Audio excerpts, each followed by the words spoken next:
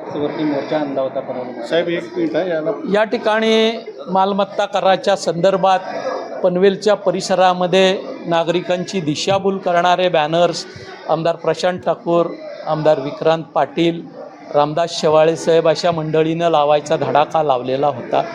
आणि ज्या property टॅक्सचं structure आम्हाला मान्य नाही म्हणून त्या विरोधात 5 वर्ष भांडणाऱ्या जनतेला या ठिकाणी 15 ऑगस्टपर्यंत 10% व्याजासहित कर पूर्ण 100% 16-17 पासूनचा भरा,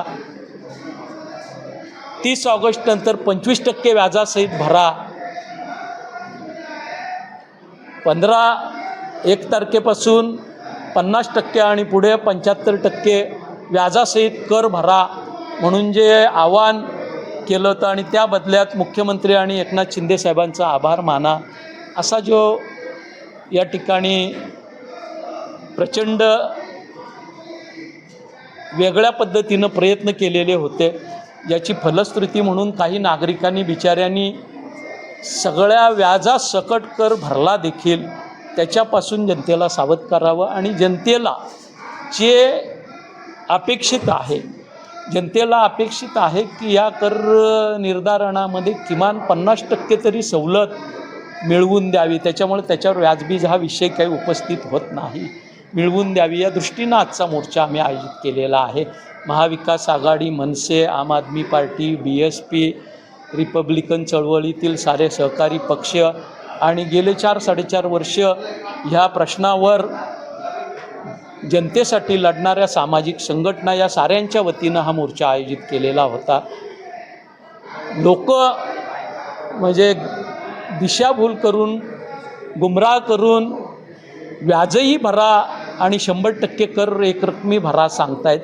हे कुठंतरी थांबलं पाहिजे आणि जनतेला जे अपेक्षित आहे ते झालं पाहिजे, हा उद्देश या मोर्चाच्या मागे आहे. आयुक्तांसोबत चर्चा झाली, काय आश्वासन मिळालं? आयुक्तांना आम्ही या ठिकाणी निवेदन दिलं मुख्यमंत्री आणि दोन्ही उपमुख्यमंत्र्यांसाठी की त्यांनी या प्रश्नावर पनवेलकरांच्या भावना आजच्या मोर्चानं या ठिकाणी सामोरे आलेल्या आहेत.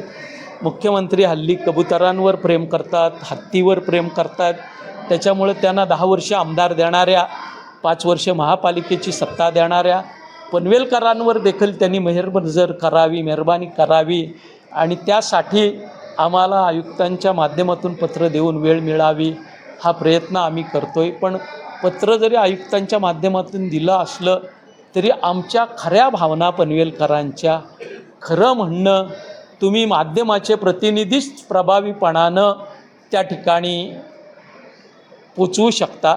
आपण ते निश्चितपणानं पोचवाल आणि जसं प्रेम मुख्यमंत्र्यांना कबुतरांचं आलं, जसं प्रेम त्यांना हत्तीनीचं आलं, तसे ते पनवेलकरांवर मेहरनजर होतील.